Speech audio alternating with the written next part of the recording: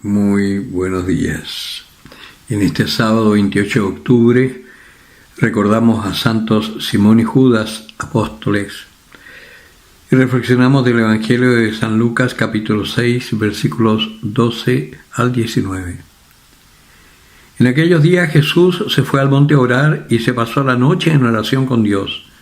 Cuando se hizo de día, llamó a sus discípulos y eligió 12 de entre ellos, a los que llamó también apóstoles: a Simón, a quien llamó Pedro, y a su hermano Andrés, a Santiago y Juan, a Felipe y Bartolomé, a Mateo y Tomás, a Santiago de Alfeo y Simón, llamados Zelotes, a Judas de Santiago y a Judas Iscariote, que llegó a ser un traidor.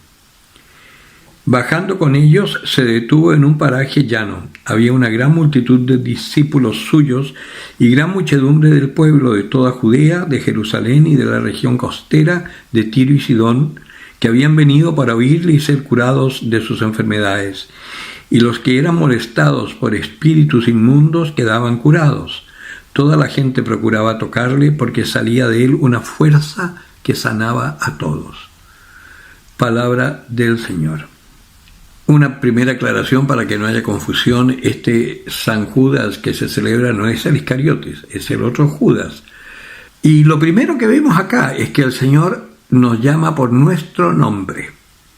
Nosotros también hemos sido elegidos por el Señor, ya no solo para ser discípulos, que ya eso es una gran cosa, sino que para ser sus hijos por el bautismo, mucho más aún. Y fíjense cosa curiosa, los discípulos de Jesús recibieron el poder del Señor que se hizo efectivo en ellos, y ellos también podían curar, y de ellos también salía una fuerza sanadora como salía de Jesús.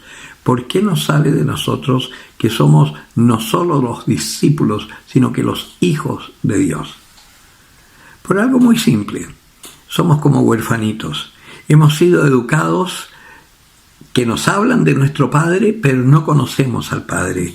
Nos cuesta mucho ver en nuestra vida los acontecimientos que son constantes prácticamente cada día de Dios actuando junto a nosotros.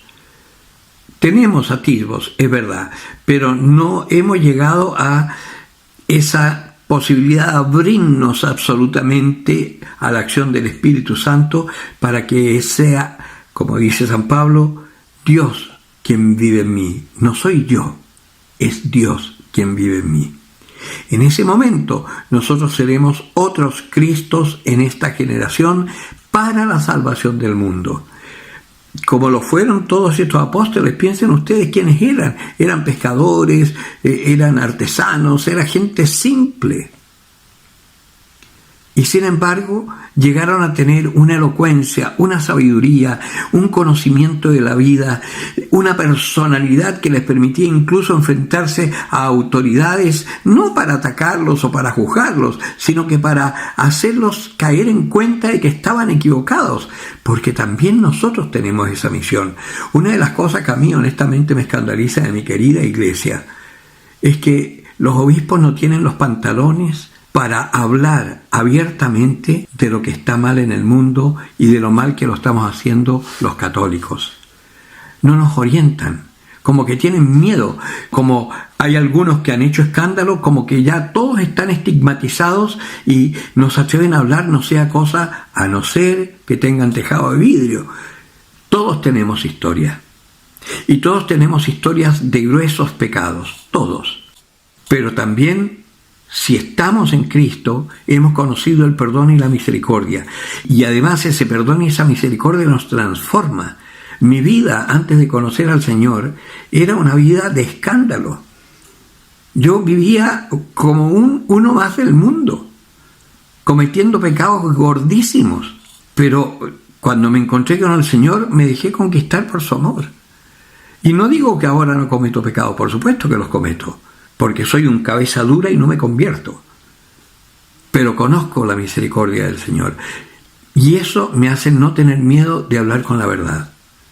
Que me atacan, que me persigan. Si el Señor está con nosotros, ¿quién contra nosotros? San Pablo lo dice en un fragmento de de una carta que dice: ¿quién nos podrá separar del amor de Dios? El hambre, la angustia, la persecución, la desnudez. Si estamos con Cristo, ¿quién contra nosotros? Ni la altura ni la profundidad nos puede dar miedo, ni los principados ni las potestades, ni otra criatura alguna podrá separarnos del amor de Dios, manifestado en Cristo Jesús. Si tú ya conoces ese amor, si tú ya has podido experimentar en tu vida ese amor incondicional de tu Padre, juégatela por Él. No tengas miedo, habla con la verdad. Que te critiquen, que te sancionen. Dichosos seréis, dice el Señor, cuando os persigan y digan toda clase de mal contra vosotros por mi causa. Alegraos y regocijaos, porque eso mismo hicieron con los profetas anteriores a vosotros. Pero vuestro es el reino de los cielos. Entonces, si sabemos que esta vida pasa, procuremos vivirla bien, primero que nada nosotros. Procuremos estar aferrados al Señor para cometer el mínimo de pecados, para no ser escándalo para los demás.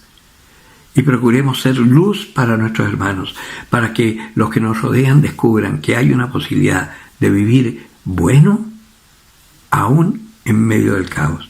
Acabo de hablar con una amiga muy querida, hija de unos hermanos de comunidad míos de Colombia, que se casó con un judío y vive en Israel. Ellos están más bien cerca del Mediterráneo, lejos de la Franja de Gaza. Pero como los ataques están recrudeciendo, les están llegando muy cerca los misiles. Y ella me decía: pero estamos firmes en Dios, esperando en su misericordia, y lo que ha de ser será.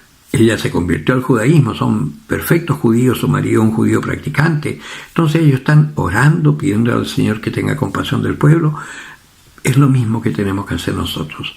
Y mis hermanos que están en Galilea también están un poquito lejos, pero de todas maneras están en Corazim, en Cafarnaúm. También hemos hablado con ellos. Están en paz, el Señor los protege, pero están ahí donde están las bombas. Tengo compañeros míos en el seminario que están de rector en otro seminario allá. Mi rector es el rector de la casa de formación que hay en Corazim, la Domus Galilei, en fin. Pero cuando uno está con Dios, ¿qué podemos temer? En la medida que vivamos en la gracia de Dios, pensando en Dios, yo creo que se hace mucho más clara cuál es la meta final. Y correr la carrera de fe para llegar a esa meta es lo único que interesa. Y el Señor, que es generoso, te recompensará en esta vida. Demos la vida por el Señor, y el Señor nos la recuperará gloriosa para nosotros. El que tenga oídos para oír, que oiga.